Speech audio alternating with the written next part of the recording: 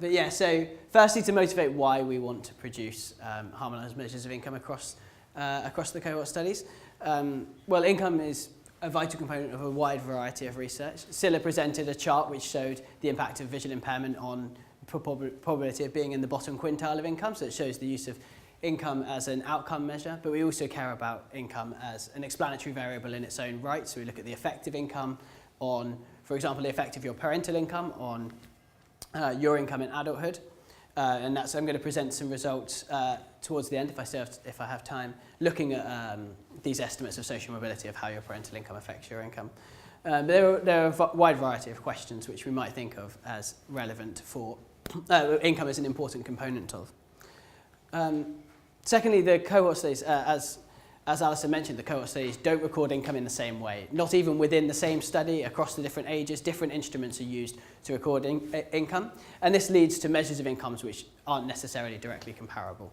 And that can be due to the instrument which is used, the type of questions which are used, or due to the definition of income which is asked for.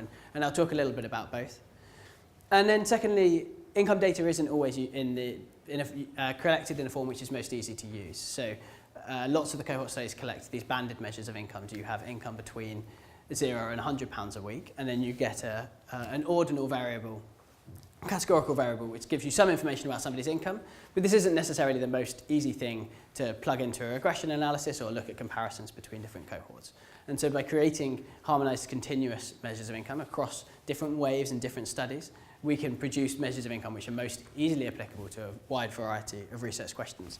And that was the aim of Closer Work Package 2, which also looked at measures of social class and education, some of which fed into Scylla's work, which she's been presenting.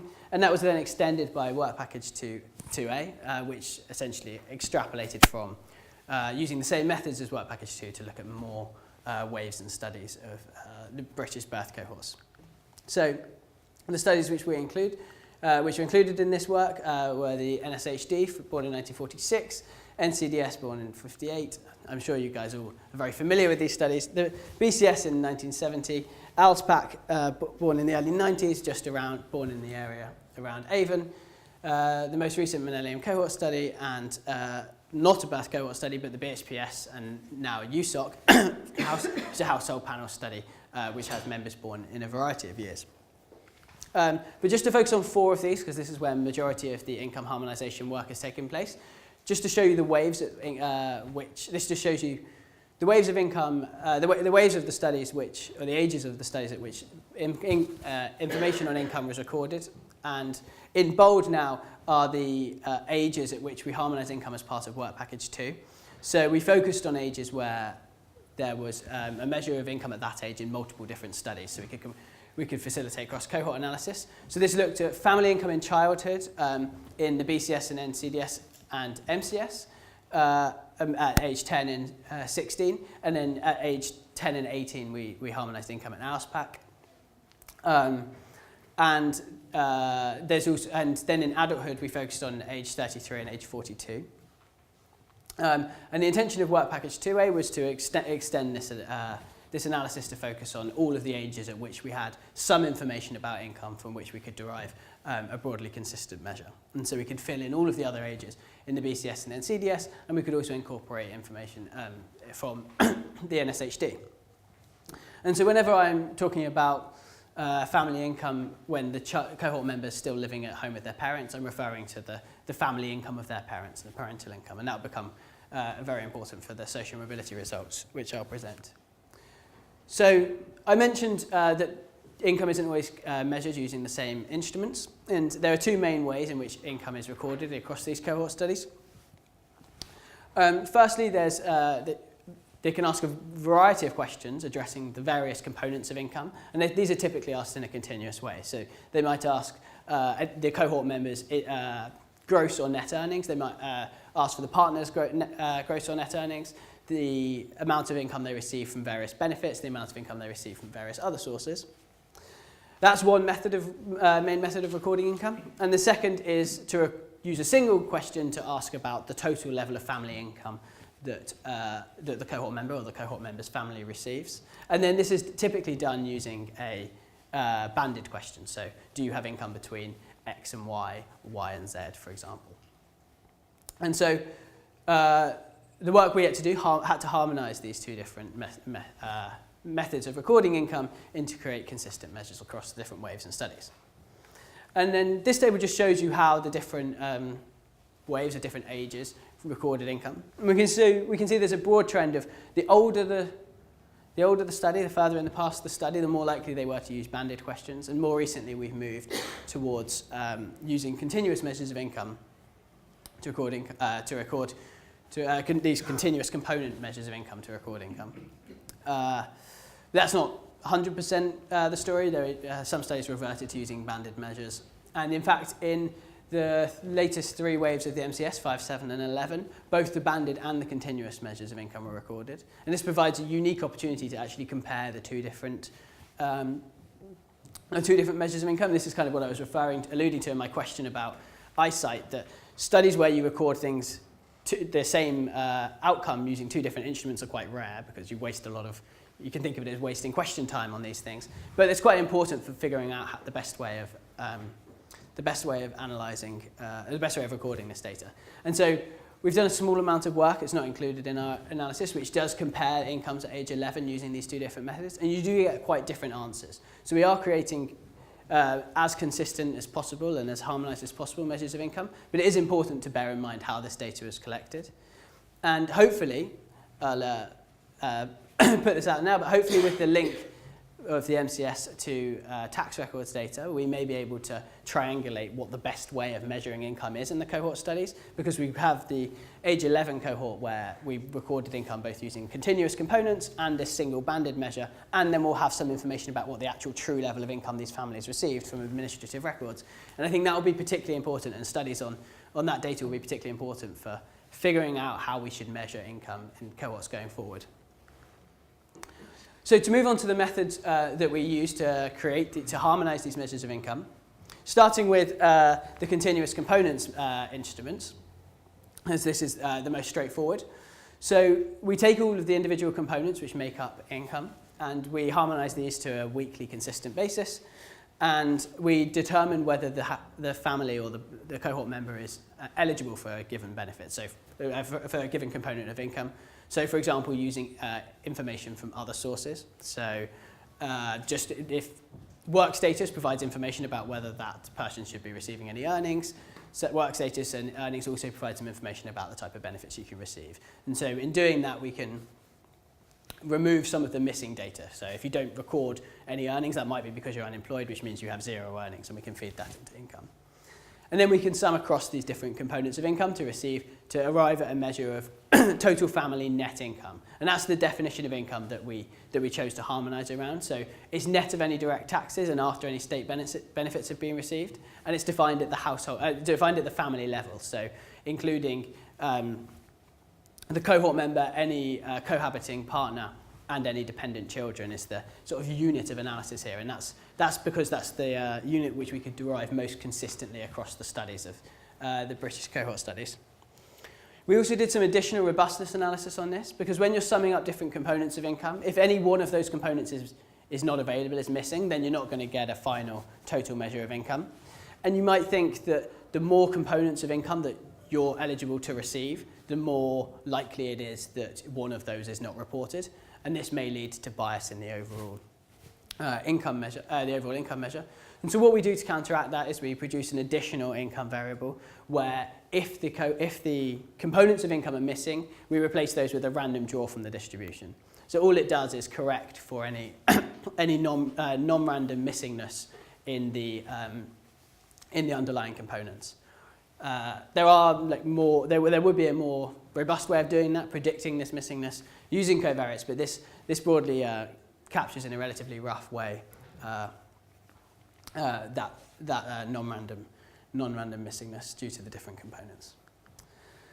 Secondly, to create a continuous measure of total net family income using these single banded measure of income, we impute income within each band using an external data source. So to go into more detail, we derive consistent covariates in the cohort study that we also observe in an external data set, and we use the Family Expenditure Survey, which records the actual continuous measure of income. And these covariates are ones which we think are predictive of the level of income that family receives. So they're typically employment status, occupational class, housing tenure, education level, hours worked, etc. And then we use these covariates to predict the level, to model the income in the family expenditure survey on a band-by-band basis. So including everybody within a certain band of income, say between £0 and £50 a week, we predict your income based on these consistent covariates, which we also observe in the cohort study. This provides us with a vector of coefficients, beta k, which we can then use and apply to the covariates which we have consistently in the cohort study to predict out of sample on a band-by-band basis to the cohort study. So then we can determine where you are within a given band, or predict where you fall within a given band of income. And you can think of other ways of doing this. You could think of instead just providing everybody with an income at the midpoint of a given band, or which would have problems of reducing the variance within that band. Or to counteract that, you could just randomly allocate people to different places within the band just to match either a uniform distribution or to match a distribution seen in the family expenditure survey. What this method provides over and above that is if these Z variables, if these consistent covariates are predictive of income and they are providing some information about where people lie within each band, then our method will provide some value over and above this random assignment. And what we do to test whether or not we're having any value over and above random assignment is to keep a subsample of the FES as a holdout sample. So we don't run our initial estimation of modelling income on this 20% of the sample, and then we can predict out of sample to this 20% of the FES, so we can have a measure of actual income that these people receive and a predicted measure of income, which is independent of their characteristics. They weren't included in the modelling. And then we can look at how these two things compare and look at the correlation between the actual level of income they received and the predicted level of income on a band-by-band basis. And this is shown in the, where's my trigger? Oh, there we go. This is shown in the third row here. And so we can see that we do get a relatively high correlation between actual and predicted income in the lowest bands of income and at the top of the income distribution. And this is reflected also in the R squared that we're getting from the estimation from the modelling of income on that band-by-band basis. We're getting a less correlation in the middle bands. Essentially, it's harder to predict whether somebody has £12,000 of income a year or £13,000 of income a year, but it's much easier to tell whether somebody has £20,000 of income or £100,000. Those things are more dictated by the characteristics which we observe. However, if this correlation was 0, that would be essentially the same thing as just randomly allocating people within the distribution. And so it seems that we are adding some value, especially at the bottom and the top of the distribution. Can I just check, Chris? So yes. The title says NSHD age 43. Yes. But as I understood it, you're saying the correlation values in that third line are all based on the FES. Yeah, that's correct. So, sorry, it is slightly misleading. So this is the correlations which we used from the imputation for income at NSHD age 43. So that would have been in the early 90s. So essentially when you run this model, using the set of covariates we have in the NSHD, using the FES in 1991, but then we use the 2 years either side, and so that will show you the data and the model which is being used, which is shown here. But you're right, all of the figures here are actually an output from the FES data. And so even when we have relatively low correlations within each band, if you look at the correlation across the whole distribution, you end up with a much higher correlation. And this is because we actually know where people are across the broad income distribution, and we're just predicting where their precise level of income, conditional on being within, say, 0 and £5,000 a year, is. And so what we also find is in other studies, we have more bands of income which are tighter, which then means that you get a lower correlation within each band, because it's harder to predict, say, within £5 or £10 income bands, which is what you have in the NCDS. But because we know exactly where they were, so we have more information about which band they were in, the overall correlation across the income bands is higher. There are some issues with this type of method of imputation, and the main one being that it could lead to two-sample, two-stage least squares bias. And the easiest way to think about this is to consider our imputation as the first stage of a two-stage analysis, where the second stage uses our predicted income variable, x hat, as an explanatory variable in the second stage. And this is then this has similarities to a standard instrumental variables analysis, where you would, for this analysis to be valid, you would need the outcome variable of the second stage to be uncorrelated with the instruments, as it were, or in this case, the variables which are used to predict income, which are given by Z. If those two are correlated, then it could lead to bias in the estimates of the coefficients which you're estimating on this variable of income. But that bias will be reducing in how well you predict the level of income. So if our estimate of income, x hat, tends towards the true level of income that that family received, then this bias will tend to 0. Because we were worried about this, we simulated some data, both imposing the correlation, how well the prediction works, so the correlation between the instruments and the x variables, and imposing the correlation between the instruments, the covariates, and a final outcome variable, and just looked at what level of bias this might lead to.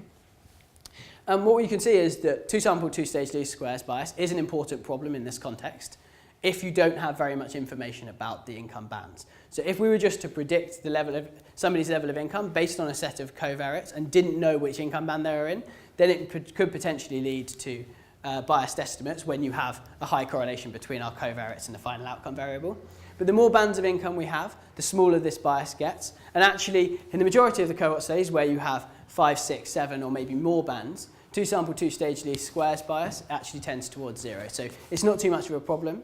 And this is because we know more information about exactly where they are, the correlation between the actual measure of income they have and the predicted measure of income from our method is tending towards 1, and so the two-sample, two-stage least squares bias tends to 0.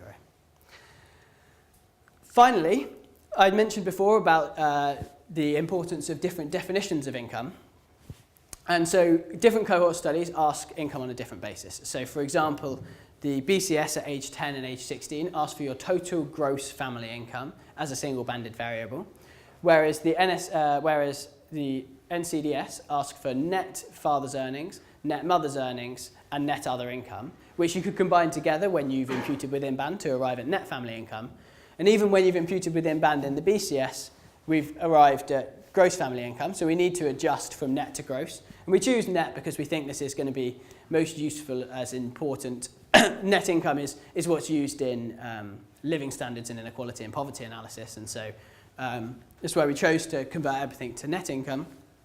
And we do that using similar imputation methods using the external FES data. Secondly, there are some other small inconsistencies between the specific nature of the questions. So the BCS questions exclude income from housing, from child benefit, and we have enough information we can impute the actual value of these things. And there's similar issues to do with how you incorporate other members of the household. And so we do small adjustments on a cohort by cohort basis to arrive at our most consistent measure of family income. And finally, we create an equivalization scale so that if you want to use equivalized measure of income, so adjusted for the number of people in a family, sorry, I should say family size, you can do so using our data. This just provides some comparisons of what our final income variables look relative to the external data set of income. So the blue line here shows the distribution of income of 43-year-olds or people around the age of 43 in 1991 that was observed in the Family Expenditure Survey. And in the red line, we show the derived measure of income in the NSHD at age 43, which is in 1991. I have got the years right here, haven't I? Yeah, I think I do. So, and you can see that basically 1989. 80, yeah, okay, sorry.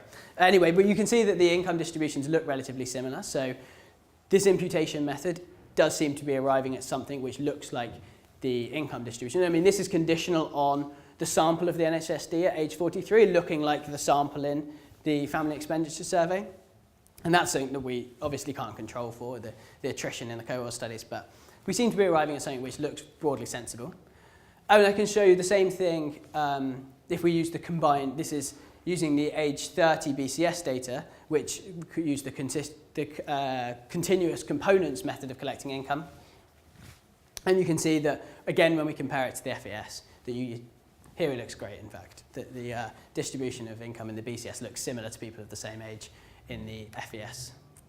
So when we've harmonised these measures of incomes, we can draw some nice age income profiles of the different cohorts. And so